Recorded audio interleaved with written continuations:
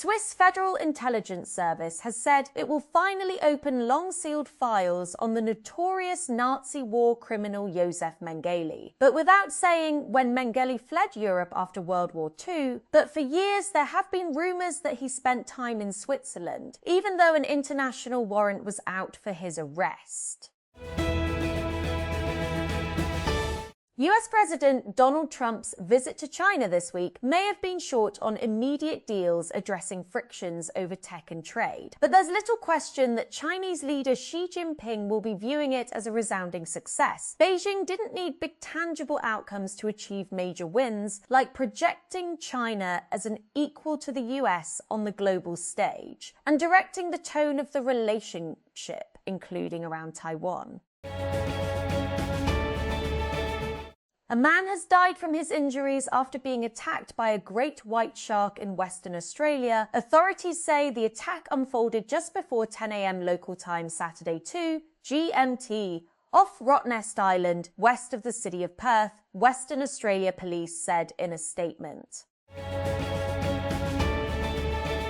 Spanish Prime Minister Pedro Sanchez has defended Spain's boycott of the Eurovision Song Contest over Israel's participation, saying silence is not an option, while citing the genocide in Gaza and the illegal war on Lebanon. Gunmen have kidnapped dozens of school pupils in Nigeria's rebellion-ravaged northeastern state of Borno, residents told the Reuters and AFP news agencies. The suspected fighters stormed Musa Primary and Junior Secondary School in Askara Uba local government area at about GMT on Friday, while classes were in session, and took several students with them. Ubaidallah Hassan, who lives near the school, told Reuters. Lebanon has welcomed an agreement with Israel to extend a fragile ceasefire by 45 days beyond Sunday's deadline following talks in the United States, even as Israeli forces continued attacks on towns and villages in southern Lebanon. At least 12 people were killed on Friday, including 3 paramedics, according to Lebanese authorities. The Islamabad Wildlife Management Board, WMB, has suspected the involvement of residents and Chinese nationals in the illegal hunting and killing of wildlife through snares in protected forest areas of Islamabad. Suspicion emerged after IWMB officials discovered a barking deer dead in a trap in the forest area of E7. Following the incident, the board registered a case at Kosar police station under the Islamabad Nature Conservation and Wildlife Management Act 2024. OpenAI and Anthropic announced new access offers for their AI coding tools on Wednesday, as competition for developer and enterprise users continues to grow. OpenAI Chief Executive Sam Altman said companies that sign up within the next 30 days can get 2 months of free Codex usage. He said OpenAI wants to make Codex easier to try for businesses considering a switch. At a time when artificial intelligence and robotics are giving major impetus to the world economies, industries, security paradigms and governance systems, the Higher Education Commissioner Shi of Pakistan, in a landmark development, has appointed Rector NUST Dr. Mohammad Zahid Latif as the National Chair on Artificial Intelligence and Robotics, entrusting NUST with spearheading a strategic national initiative in 2 of the world's most transformative domains. Based at UST Islamabad campus, the National Chair, together with a panel of experts, will serve as a premier national platform for policy direction, strategic alignment, governance structure, and comprehensive assessment of the national AI and robotics ecosystem, particularly in relation to HEC-supported national centres, including the National Centre of Artificial Intelligence, NCAI, and the National Centre of Robotics and Automation, NCRA.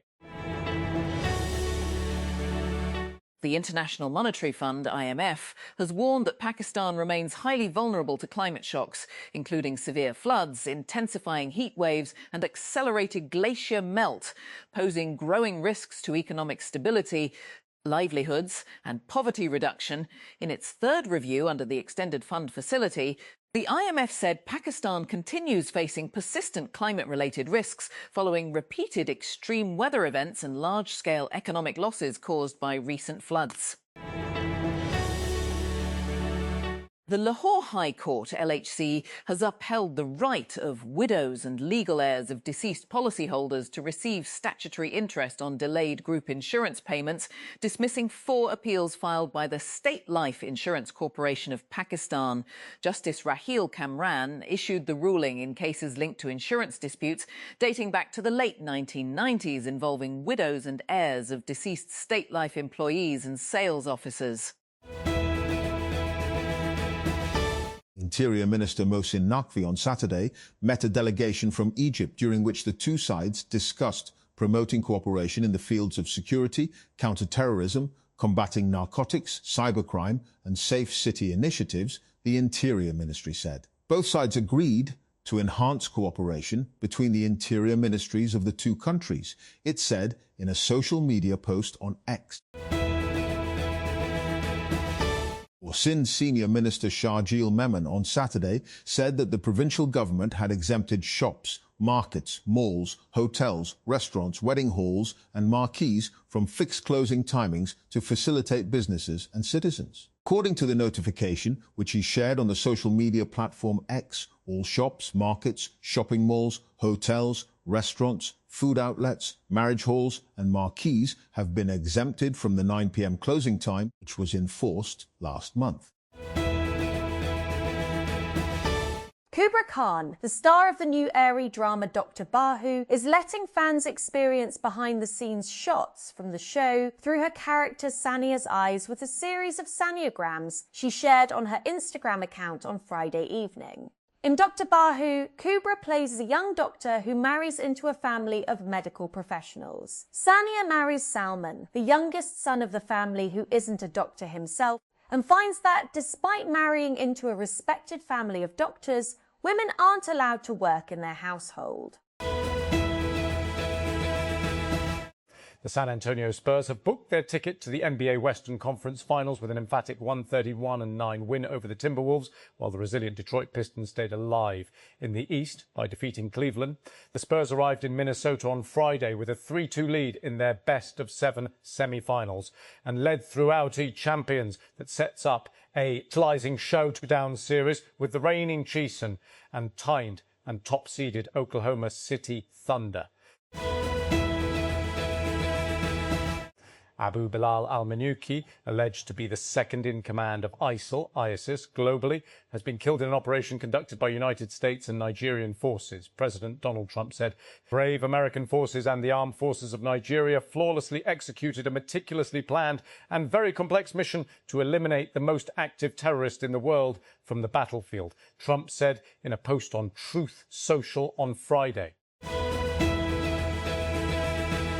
The United States Department of Justice has arrested and charged an Iraqi national alleged to be a senior commander of an Iran-backed armed group that is said to have orchestrated a wave of international terror attacks. A criminal complaint unsealed on Friday in a Manhattan federal court accuses Mohammed Bakr Sardawood al-Sadi, 32, of involvement in at least 18 attacks and attempted attacks spanning the US, Canada and Europe. On Saturday, millions of viewers will tune in to the Eurovision Song Contest final. A veritable feast of sequins, smoke machines and unabashedly kitsch, formulaic Europop. At its heart, the contest has always had a tongue-in-cheek quality, with commentators often adopting dry, sardonic tones, while artists lean into the spectacle with flamboyant costumes and performances that revel in not taking themselves too seriously. Ollie Watkins scored twice as Aston Villa eased to a 4-2 Premier League victory over Liverpool to seal Champions League qualification for next season and leave their visitors looking over their shoulder at the chasing pack. The win on Friday moves Villa into 4th place with 62 points from their 37 games, leapfrogging their opponents who have 59 points from the same number of matches. Apple is reportedly moving ahead with efforts to diversify its chip production beyond TSMC, with Intel emerging as a possible manufacturing partner. Apple analyst Ming-Chi Kuo reported that Apple and Intel have started small-scale testing of lower-end and legacy Apple silicon chips using Intel's 18AP process, according to multiple reports. Google is expanding quick share support for Apple's AirDrop to more Android smartphones, making it easier to send files directly between Android devices and iPhones. The company announced the expansion during the Android show, I/O Edition. QuickShare already supports AirDrop on select Android devices, allowing users to share photos, videos and files with iPhones without using a separate app. The International Monetary Fund, IMF, has set a 17.145 trillion federal revenue target for Pakistan in FY 26-27, backed by 430 billion in new budgetary measures, a higher petroleum levy target, and fresh revenue commitments from the provinces. According to the IMF staff report on Pakistan's Extended Fund Facility and Resilience and Sustainability Facility reviews, total federal revenues for the next fiscal year are projected to rise more than 13.5% to 17.144 trillion compared to the current fiscal year. Pakistan's energy sector circular debt has surged to 5.206 trillion, with the gas sector accounting for 3.442 trillion and the power sector contributing 1.764 trillion. According to the International Monetary Fund's latest report, the IMF report stated that by early 2026, the combined circular debt of Pakistan's electricity and gas sectors had reached 5.2 trillion, reflecting mounting financial pressures across the country's energy system. OpenAI launched a preview of new personal finance tools for ChatGPT Pro users in the US on Friday, allowing them to connect bank accounts and ask questions about spending, investments, bills, and future planning. The company has partnered with Plaid to manage account connections. Users can connect accounts from more than 12,000 banks, including Schwab, Fidelity Chase, Robinhood, American Express, and Capital One. In Islamabad, the Galiat Development Authority, GDA, under KP government signed a 100-year partnership with a private consortium for developing Pakistan's first purpose-planned mountain destination at Thandiani Top. The agreement is bound by an eco-conservation framework designed to protect Thandiani's natural beauty as it becomes a world-class tourist destination. The project's master plan is currently in preparation by a leading international architect firm. Above Zero will operate as a four-season mountain destination and a new model for mountain living in Pakistan. With a pedestrian-first public realm, a world-class hospitality district, and a residential enclave built with restraint and long-term thinking. Above Zero is a destination that proves that development and preservation do not have to be enemies. According to recent global consumer technology reports, demand for smart home security systems continues to grow as households increasingly prioritize remote monitoring and connected living. What was once considered an optional upgrade is now becoming part of everyday home management, particularly for families balancing busy schedules, frequent movement, and long hours away from home. Modern home cameras offer that visibility through features such as remote monitoring, motion detection, night vision, and mobile access. Beyond surveillance, they provide a sense of reassurance, particularly for households managing multiple routines at once. Indian veteran Virat Kohli said he has nothing left to prove and would consider playing the 2027 one-day international ODI World Cup only if he can still contribute meaningfully. The 37-year-old, who retired from 2020 internationals after India's 2024 World Cup triumph and ended his 123 Test career last year, is now active only in the ODI format. During his first year back in office, United States President Donald Trump's blustery negotiating style won him concessions from countries on issues ranging from tariffs to armed conflict. But with Iran, that same brand of coercive diplomacy, marked by public threats, insults and ultimatums, seems to have hit a wall and may be undermining his own efforts to end a war that has shaken the global economy. Washington. US President Donald Trump's visit to Beijing ended without the major breakthrough many had expected from his talks with Chinese President Xi Jinping. The summit instead highlighted the widening strategic gap between the two powers. Both sides projected warmth and stability during the two-day visit. But the meetings showed how difficult it has become to turn high-level engagements into meaningful cooperation on major issues such as Iran, Taiwan and technology.